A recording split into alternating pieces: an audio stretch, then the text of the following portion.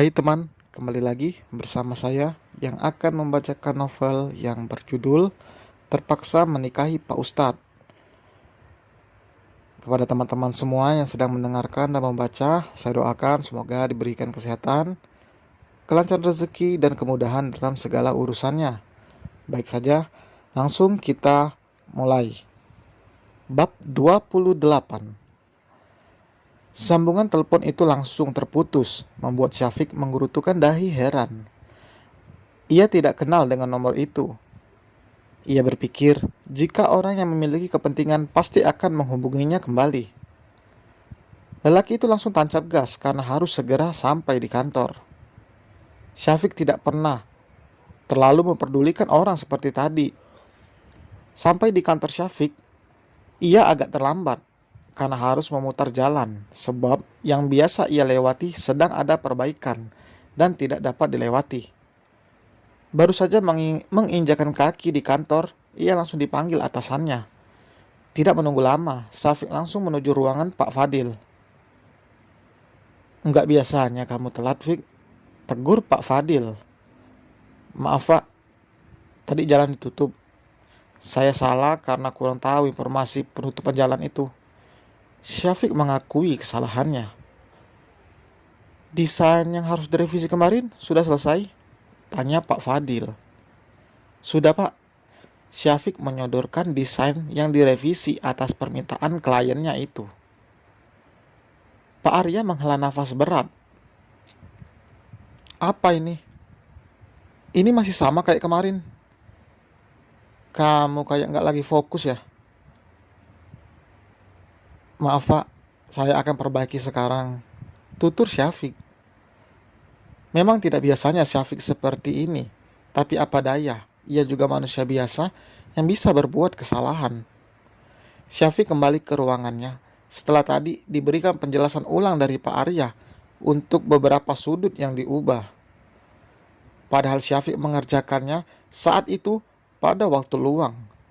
Ia juga selalu mengutamakan pekerjaannya, setelah itu baru mengatur jadwal kajian yang biasa ia datangi. Tidak setiap undangan bisa Syafiq hadiri. Ia hanya memilih beberapa dari mereka yang menghubungi Syafiq lebih dulu.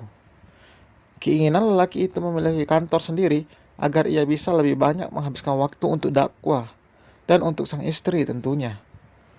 Syafiq juga berencana untuk selalu mengajak Alika ke tempatnya mengisi kajian. Dan dokumen soal penyelesaian proyek udah kamu lapor ke Pak Arya? Tanya Syafiq saat Denny datang ke ruangan untuk meminta tanda tangan. Sudah Pak, tapi ada beberapa dokumen yang harus Bapak periksa.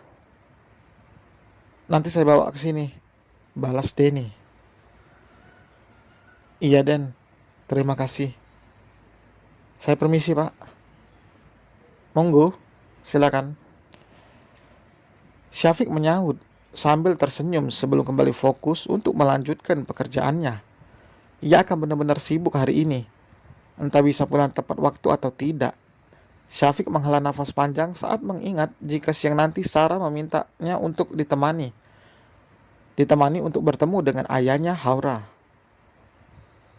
Bersama dengan itu Sarah mengirimkan pesan menanyakan soal tadi pagi yang mereka bicarakan. Maaf Mbak, aku kayaknya nggak bisa. Soalnya banyak kerjaan nih. Nanti juga mungkin aku bisa pulang telat. Tidak lama Sarah mengirimkan pesan balasan. Iya, nggak apa-apa. Lain kali aja ketemunya. Lagian Haura juga nggak nanyai abinya kok. Tolong sampaikan ke Alika kalau aku pulang telat. Suara pintu terdengar. Kak Lili, ayo main. Suara teriakan Haura terdengar dari luar kamar Alika. Perempuan itu baru saja terjaga. Ia mengerjapkan pelan matanya dan membuka mukena sebelum membuka pintu kamar.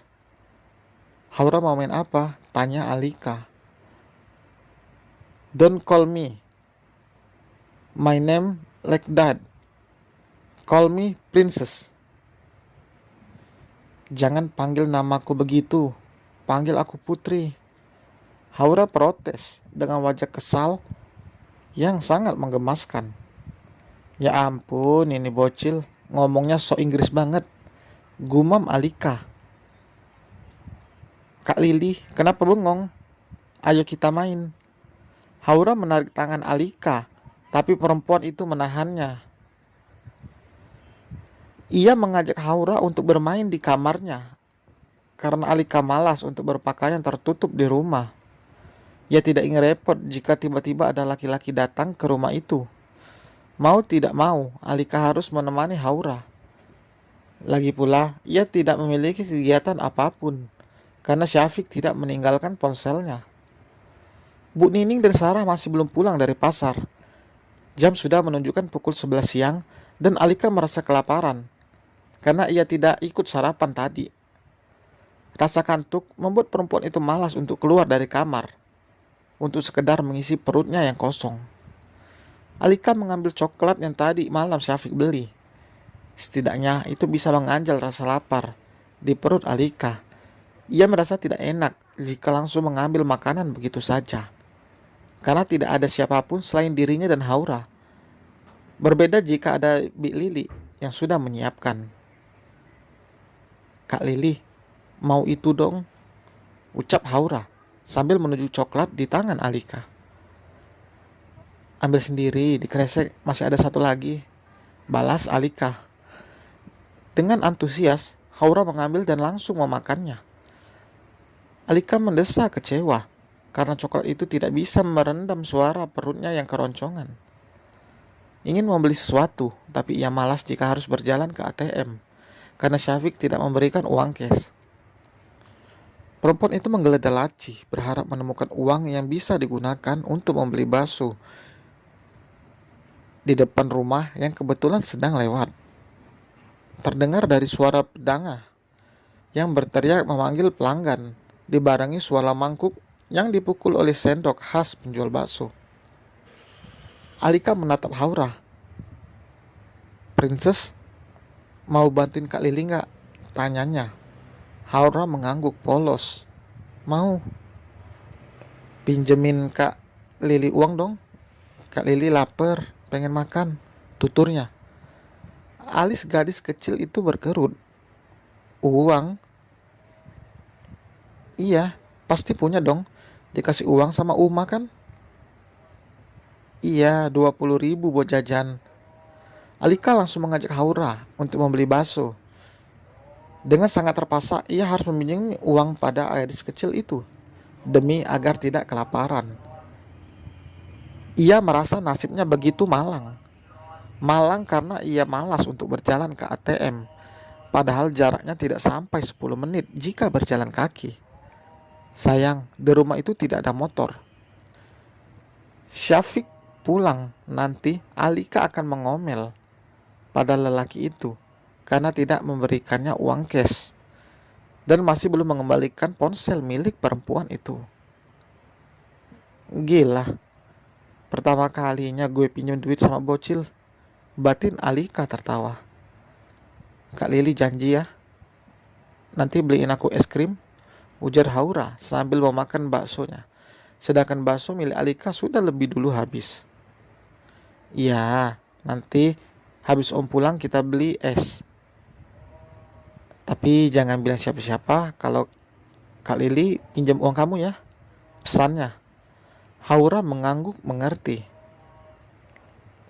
Sehabis belajar bersama Bu Nining dan sholat Isya, Alika berdiam di kamarnya. Ia membolak-balikkan halaman buku itu tanpa berniat untuk membaca ataupun mempelajarinya karena sedang tidak mood. Biasanya Syafiq sudah pulang jam 4 atau 5. Sekarang sudah hampir jam setengah 8, tapi lelaki itu belum tampak batang hidungnya. Om kemana sih? Kenapa belum pulang juga? Gumam Alika. Ia berguling-guling di atas ranjang. Suaminya pulang terlambat membuat pikir Alika tidak karuan. Berpikir jika lelaki itu menghabiskan waktu dengan wanita lain. Alika mengerang frustasi dengan pemikirannya sendiri. Kenapa juga gue mikirin dia? Mending tidur aja. Alika menarik selimut untuk menutupi seluruh tubuhnya, tapi ia semakin sulit untuk memejamkan mata karena teringat Syafiq. Niat untuk mengomeli lelaki itu soal uang cash kini tidak dipikirkannya lagi. Saat ini, Alika hanya ingin suaminya segera pulang. Biasanya tidak peduli, sekarang Alika paling cemas. Sarah seperti melupakan pesan Syafiq untuk menyampaikan pada Alika jika lelaki itu akan pulang terlambat. Perempuan itu membuka kasar selimutnya. Ia berjalan mengendap-endap keluar dari rumah. Bu Nining dan Kiai Abdillah kembali ke pesantren sehabis sholat Isya, sedangkan Sarah sedang menidurkan anaknya. Baru saja Alika mengintip dari tirai, ia melihat mobil sang suami yang masuk ke pekarangan rumah. Dengan cepat, Alika berlari ke kamarnya. Ia akan malu jika Syafiq mengetahui dirinya menunggu Syafiq itu pulang. Alika kembali bersembunyi di balik selimut dan pura-pura tertidur. Saat terdengar suara pintu kamar terbuka, Alika langsung memejamkan matanya. Tidak seperti dugaannya yang mengira Syafiq akan naik ke ranjang dan menyapa seperti biasa. Tapi kali ini tidak. Lelaki itu hanya mengucapkan salam, menyimpan tas kerja dan keluar lagi dari kamar. Alika membuka kembali selimutnya. Dia kenapa? Biasanya kan sok romantis. Tadi kok enggak ya?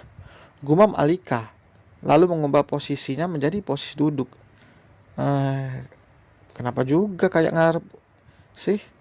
Perempuan itu menggerutu. Dan sekian untuk cerita pada bab kali ini. Terima kasih yang sudah bantu like, komen, dan subscribe. Untuk yang belum, mohon bantuannya supaya channel ini semakin berkembang dan Mimin semakin semangat untuk mengupdate cerita. Sampai berjumpa kembali.